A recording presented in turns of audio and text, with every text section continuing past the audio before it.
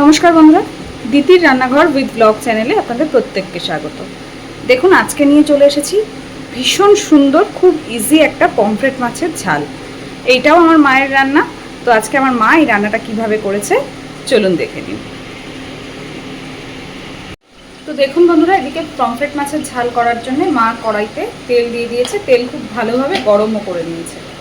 আর এর আগেও একবার আমার একটা রান্নাতে, মায়ের একটা রান্নাতে এই টিপসটা শেয়ার করা আছে। মা তেলের মধ্যে দিয়ে দিয়েছে একটু আটার গুঁড়ি, তাতে করে মাছ লেগেও যাবে না আর ফাটবেও না। এইবার লবণ হলুদ মাখানো মাছগুলোকে আগে ভেজে নেবে।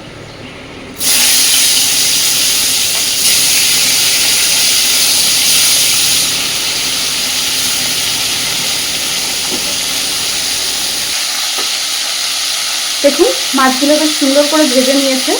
এইবার মাছগুলোকে কিন্তু তুলে নেবে না, এই মাছের মধ্যেই দিয়ে দিচ্ছে রসুন, জিরে, সর্ষে একসাথে বাটা আর থেতো করা কাঁচা লঙ্কা বা চেরা কাঁচা লঙ্কা।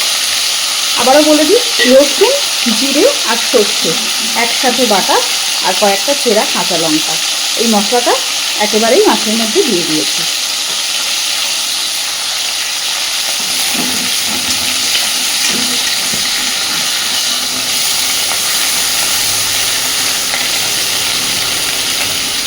সামান্য একটু নাড়াচাড়া করে দিয়ে দিচ্ছে হলুদ গুঁড়ো। ভীষণই সিম্পল কিন্তু ভীষণই সুস্বাদু একটা রান্না। এবার দিচ্ছে লবণ,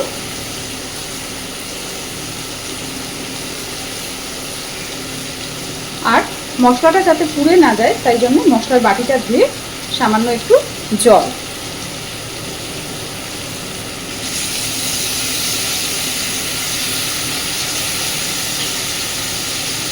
খুব ভালোভাবে সব কিছুকে মিশিয়ে দিতে হবে।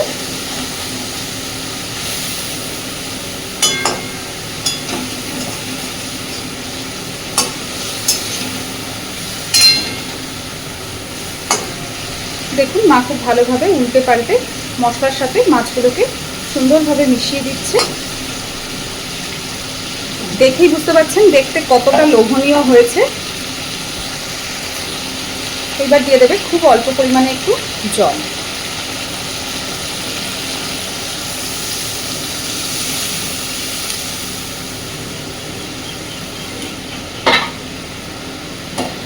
ভালোভাবে নাড়াচাড়া করে মিনিট 5 জন্য ঢাকা দিয়ে দিতে হবে।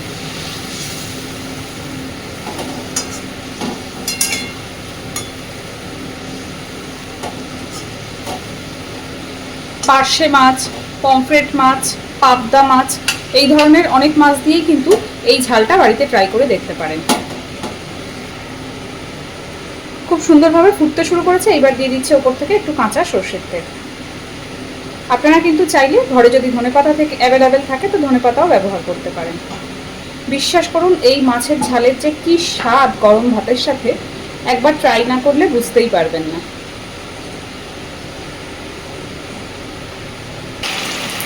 দেখুন বন্ধুরা, পুরো জল শুকিয়ে সুন্দরভাবে তেল ছেড়ে গেছে। এইবার গ্যাসের ফ্লেমটাকে মা অফ করে দেবে। একদম সিম্পল, ভীষণ ইজি রান্না, খেতে দুর্দান্ত। অবশ্যই এইভাবে বাড়িতে একবার বানিয়ে দেখবেন, আর কেমন লেগেছে আমাকে জানাতে ভুলবেন না। প্লিজ আমার চ্যানেলটাকে লাইক, শেয়ার এবং সাবস্ক্রাইব করে আমার পাশে থাকবেন। আর এতক্ষণ আমার সাথে থাকার জন্য অসংখ্য ধন্যবাদ।